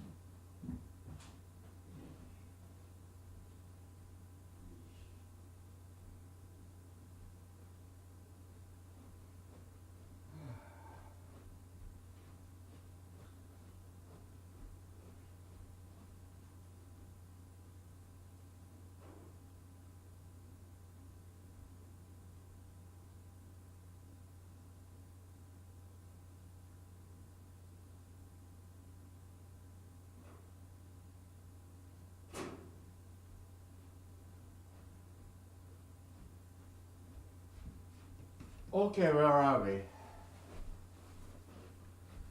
I need some more water. Okay, this water bottle is empty. Let me get some more water. Oh.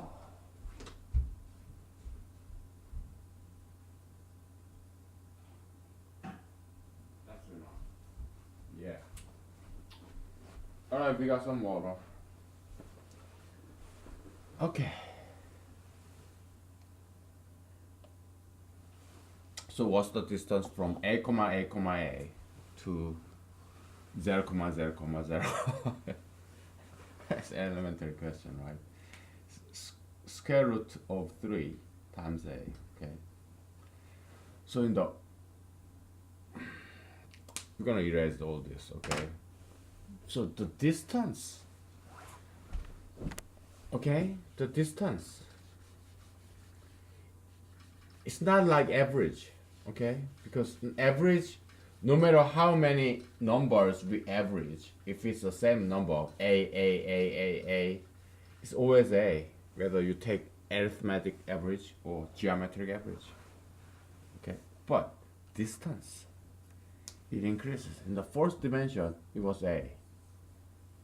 Second dimension, it was like square root of 2 times a, which is like 1.414 times a.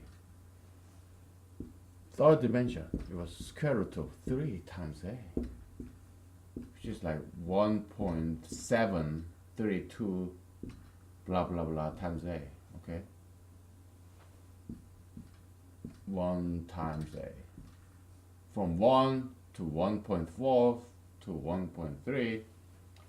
Fourth dimension, square root of 4 times a is equal to 2 times a. Fifth dimension, square root of 5 times a, which is like 2.356, I think, times a. Okay, yeah. So as you increase dimension, the distance of a or a comma a or a comma a comma a, they keeps on increasing. Okay, by how much?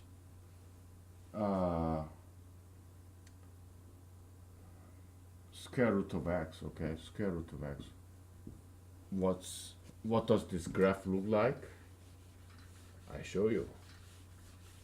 So if you don't know mathematics, yeah, if it's something new to you, if you do know mathematics, if it's something familiar, okay. Either way, it's very interesting. Okay, so you have x-axis, you have y-axis, right, and you have a graph. I'm gonna draw this in black so that you can see. Oh, it's blue. As you can see, I guess I'm drunk. Let me drink some water then. And then let me drink some vodka.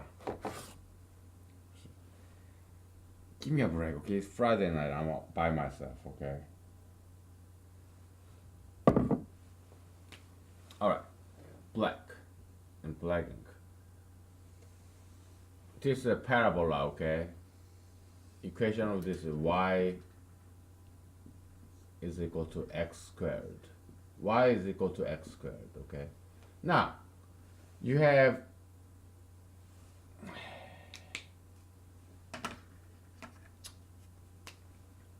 straight line, this kind of diagonal line. This is y is equal to x, okay? And you do some kind of reflection, mirror reflection, okay? Let's say this green line is a mirror, right? Then you have reflection.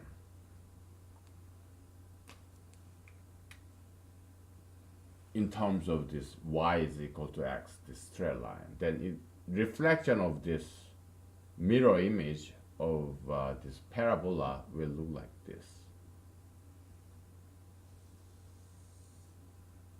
Okay.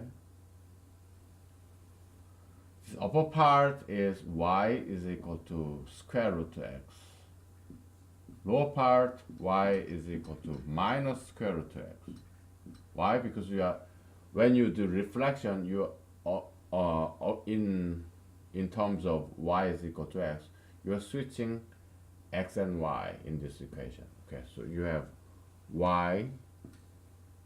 x is equal to y squared, meaning y is equal to plus minus square root of x. So you have two square root of x minus square root of x. Okay. So yeah, it's very slow growth. Okay. 1 square root of 2 1.4, square root of 3 1.7, square root of 4 2, square root of 5. So this is 1 and 5. You have a square root of 5, which is like 2.3, something like that. Okay. Slow growth, but it keeps on increasing. Okay, so why are we doing this? I want to bring you to the attention that dimensionality, as dimensionality increases, you keep adding more and more dimension, orthogonal dimension, meaning independent variables. Like orthogonal, yeah, they have nothing to do with each other. They have zero correlation. Okay, we talked about correlation a while ago. Okay, so they have no correlation whatsoever. They're orthogonal. They're right angle to each other. Okay, you keep adding more dimension, yeah, the distance increases. Okay, so because human space is a multi-dimensional space, we have so many variables, so many independent factors. Okay,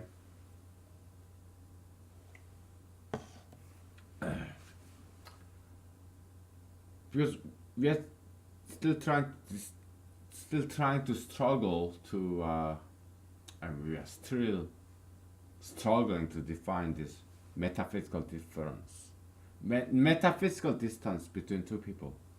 Okay, the distance between two people. Okay, it depends on time. Like somebody you met long time ago, kind of distant in time, right? Or somebody who live far away from you, distance in physical space. Okay, or somebody who is friends of friends of friends of friend, yeah, relational distance. Those are all those different axes of this space, human space. Do you see what I'm getting at? So that's why this is a multi-dimensional space, human space. When we plot these two people in a coordinate, a multi-dimensional space. Okay, so that's the difficulty in humanology. All right, it's not that simple. Okay, so that's why probably it's never been done before. But we are pioneers. We are frontiers, men and women. Okay, so we're gonna take this challenge. We are strong people, so we are gonna take this challenge and we continue this tomorrow. Why? Because my voice, it needs some break. I'm still recovering from my voice loss. Okay, so I'm gonna have dinner and I'll be watching some probably Twilight Zone episodes or 24 TV series episode or whatever. But we are making some progress because we are getting to understand more and more about this problem. To come up with a solution, we first need to understand the problem thoroughly. We are making progress towards understanding this problem. What is metaphysical distance? Metaphysical space. Okay? I mean, we are not done yet. Okay. Hopefully, the world does not end tomorrow, so that we get to the solution. Okay, but we are not there yet. We are trying. We are in the stage of getting to understand the problem itself, because it's not an easy problem to solve. Just to understand the problem itself, metaphysical distance. What is metaphysical distance? That's the problem. Just to understand what the problem is taking a while. Have you ever taken this quiz, some difficult class in your high school or college? It takes time to just to understand what this problem is. That's the first step. When I took like computer programming classes, yeah, that's what we had to do. Or some writing essay writing class, right? You first need to read what this problem is. You need to understand what this problem is. After you fully understand what the question is asking you, and then you can start. Next step is start to solve this problem. But first, you need to understand what this problem is. Okay, that's the stage we are at. Okay, but don't worry, we have time. Hopefully, God does not end this world tomorrow. Okay, or tonight. So okay, good night, happy Friday, bye. We continue this tomorrow. Okay, bye.